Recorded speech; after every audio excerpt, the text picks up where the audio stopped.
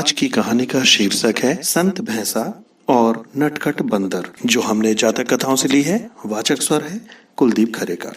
हिमवंत के वन में कभी एक जंगली भैंसा रहता था, कीचड़ से सना, काला और बदबूदार।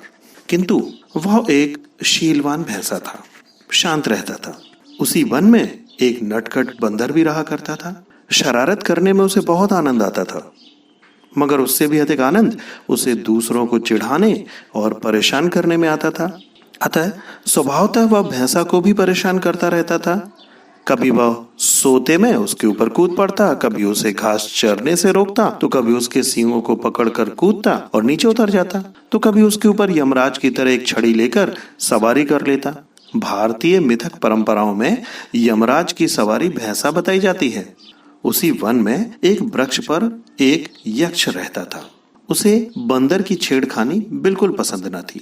उसने कई बार बंदर को दंडित करने के लिए भैंसा को प्रेरित किया, क्योंकि वह बलवान और बलिष्ठ भी था। किंतु भैंसा ऐसा मानता था कि किसी भी प्राणी को चोट पहुंचाना शीलत्व नहीं है और दूसरों को चोट पहुंचाना सच्चे सुख का अवरोधक भी है। वह यह भी मानता था कि कोई भी प्राणी अपने कर्मों से मुक्त नहीं हो सकता। कर्मों का फल तो सदा मिलता ही है। अतः बंदर भी अपने बुरे कर्मों का फल एक दिन अवश्य पाएगा।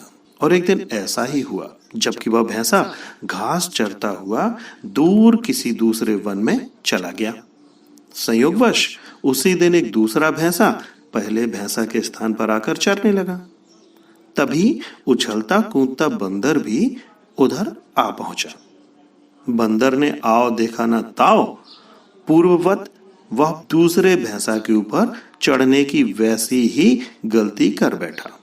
किंतु दूसरे भैंसा ने बंदर की शरारत को सहन नहीं किया और उसने तत्काल जमीन पर उसे पटक दिया और उसकी छाती में सींग घुसेड़ दिए, पैरों से उसे रौंद डाला। क्षण मात्र में ही बंदर के प्राण पखेरु उड़ गए। तो इस कहानी से हमें यह सीख मिलती है कि हमें अपने बुरे कर्मों का फल एक दिन अवश्य मिलता है।